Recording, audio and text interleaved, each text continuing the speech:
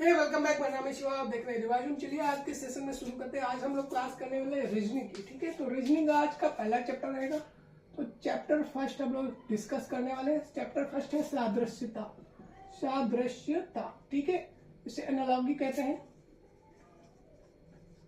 Analogy के बारे में बात कर ले। सादृश्यता क्या होता है, जैसे इसका सब नाम ही से पता चला, सादृश्यता। सादृश्य मतलब समान दिखने वाला। ठीक है, तो जो चीजें हमारी समान दिखे, ठीक है, जो हमारी देखने में समान हो, कोई कॉमन कोई चीज इसमें कॉमन हो, वही हमारे इसमें हम क्या करने वाले हैं, डिस्कस करने वाले हैं।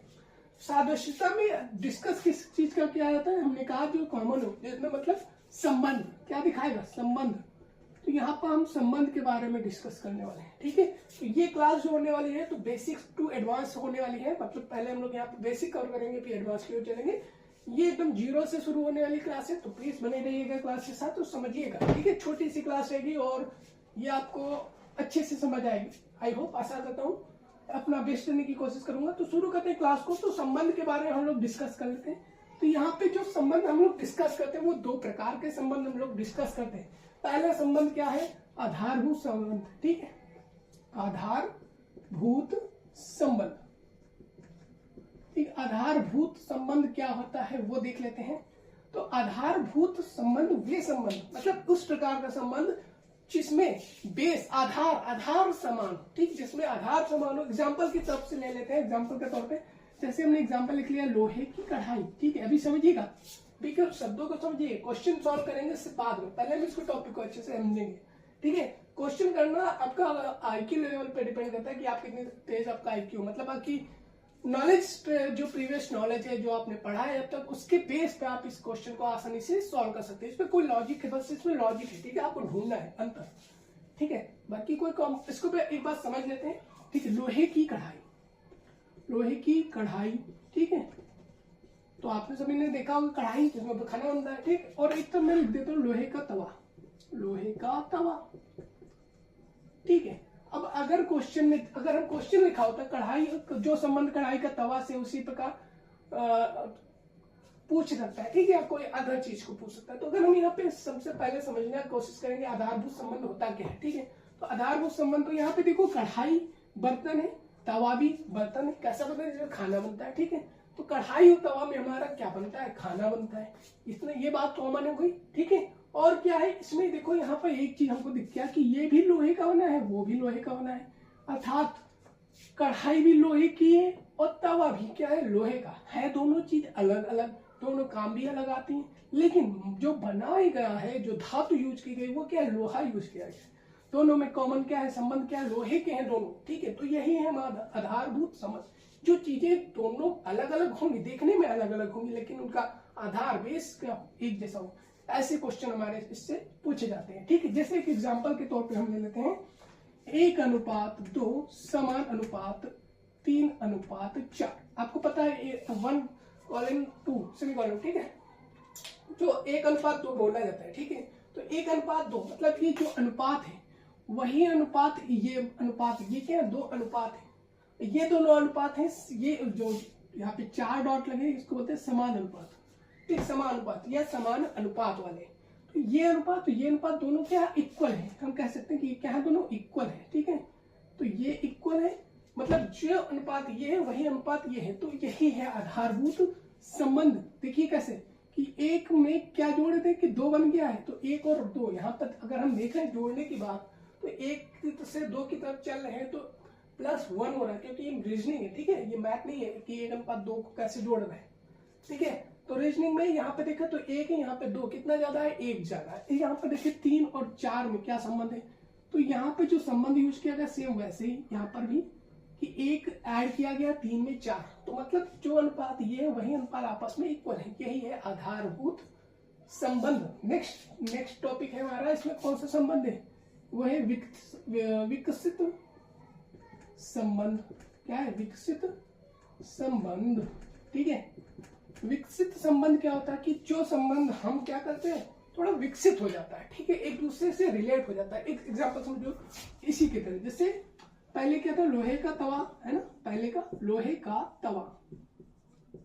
ठीक, अब हमने लिया मिट्टी का तवा। आजकल मिट्टी का भी चल रहा है ना, मिट्टी का तवा। अब देखो यहाँ पर ये तवा क्या काम करते हैं, रोटी बनाते हैं, ये भी तवा रोटी बनाने के ही काम आता है। तवा प्रोडक्ट एक ही है, लेकिन इनका क्या है, अब ये बेस आधार बदल गया, अब ये क्या हो गया, संबंधित हो गया, ठीक है, अब विकसित हो गया, मतलब थोड़ा डेवलप हो गया। अब प्रोडक्ट एक है, लेकिन यहाँ पर ये चीजें क्या हो गई, अलग अलग हो गई, ठीक है। ये क्या हो गई, ये दोनों ही अलग अलग है, एक लोहे का है, एक मिट्टी का है। तो अब यहाँ से जो तवा बना है, तवा का संबंध किससे है, अब यहाँ पे लोहे से है, और यहाँ तवा का संबंध किससे है, मिट्टी से है। तो ये दोनों ही अलग अलग हो गए। उसी प्रकार जिस कढ़ाई का संबंध था लोहे से, यहाँ पर भी तवा का संबंध लोहे से, इसलिए दोनों आपस में संबंधित थे। अब यहाँ पे तवा दोनों आपस में सेम है, इसलिए ये लोहा मिट्टी से संबंधित हो गया, ठीक। ऐसे इस प्रकार के क्वेश्चन रिलेटेबल हो सकते हैं, कर आते हैं, ठीक है। जैसे एग्जांपल समझते हैं फिर से, 1:2 समान अनुपात 3:4, ठीक। अभी ये देखो आपस में संबंधित थे, ठीक है, तो आधारभूत संबंध था। अब ये एक दूसरे को क्रॉस कर देंगे, जैसे 1 का संबंध 3 से और 2 का संबंध 4 से, ठीक है। तो 1 और 3 किस प्रकार संबंधित है, मतलब इनका संबंध क्या है, 1 और 3 का संबंध क्या है, तो यहाँ पे देखा 1 से 3 कितने ज्यादा, 2 ज्यादा हो गया। तो क्या 2 4 से कितना ज्यादा हो, 2 है, क्या 2 ज्यादा है। तो यहाँ देखते हैं कि 2 और 4 के बीच में अगर हम देखें तो कितना गैप हो रहा है, +2, मतलब अगर हम 2 से 4 की तरफ जा रहे हैं या 1 से 3 की तरफ जा रहे हैं तो उनको +2 करना पड़ रहा है। दोनों में ही 2 आ रहा है, मतलब ये क्या है, विकसित संबंध, क्योंकि अब ये आपस में नहीं, अब क्रॉस कर चुके हैं, ये हमारा समान अनुपात को लांग चुके हैं, उधर से आ चुके हैं। अब 1 से 3 के बीच में हम संबंध यहाँ पे बता रहे हैं। तो ये हमारा क्या है, विकसित संबंध है। ये कैसे संबंध है, विकसित संबंध है। इसी प्रकार अगर हम 4 से वापस 2 की तरफ देखते हैं तो यहाँ पे -2 हो रहा है। इसी प्रकार 3 से 1 की तरफ जाएंगे तो यहाँ पर -2 हो जाएगा, ठीक है। तो ये हमारा विकसित संबंध हो गया।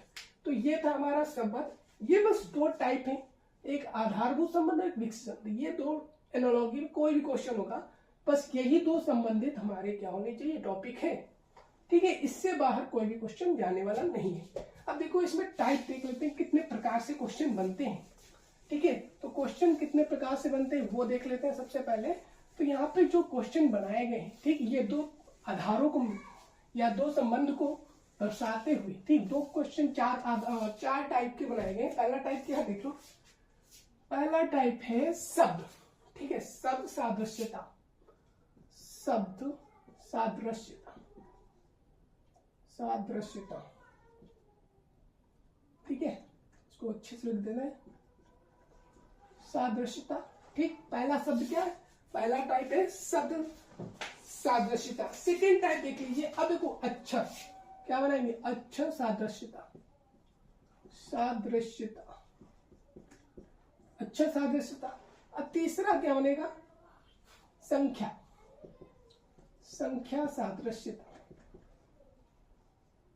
एक सेकंड साफ करके लिख देता हूं, सादृश्यता, ठीक है। चौथा क्या है, अब ये दूसरे और तीसरे को मिला के चौथा हमारा बनेगा क्या, अक्षर संख्या, अक्षर संख्या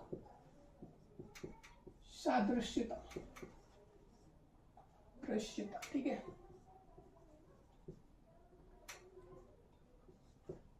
इतनी सी बात समझे। तो ये 4 टाइप हैं, जिसमें से एक टाइप हम अभी पढ़ने वाले हैं, बाकी के 2 3 4 टाइप ये हम लोग आगे डिस्कस करेंगे। आगे हम लोग डिस्कस करने वाला है शब्द सादृश्यता के बारे में, ठीक है। तो लिख लेते हैं टॉपिक, शब्द सादृश्यता, सादृश्यता, ठीक है। तो शब्द सादृश्यता क्या होती है वो देख लेते हैं।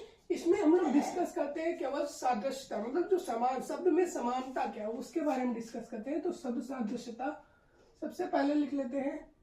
जैसे एग्जाम्पल हमने लिख लिया, यहाँ पर एक एग्जाम्पल लिख लिया, शांति और अशांति, ठीक। जैसे जिस प्रकार शांति संबंधित है अशांति से,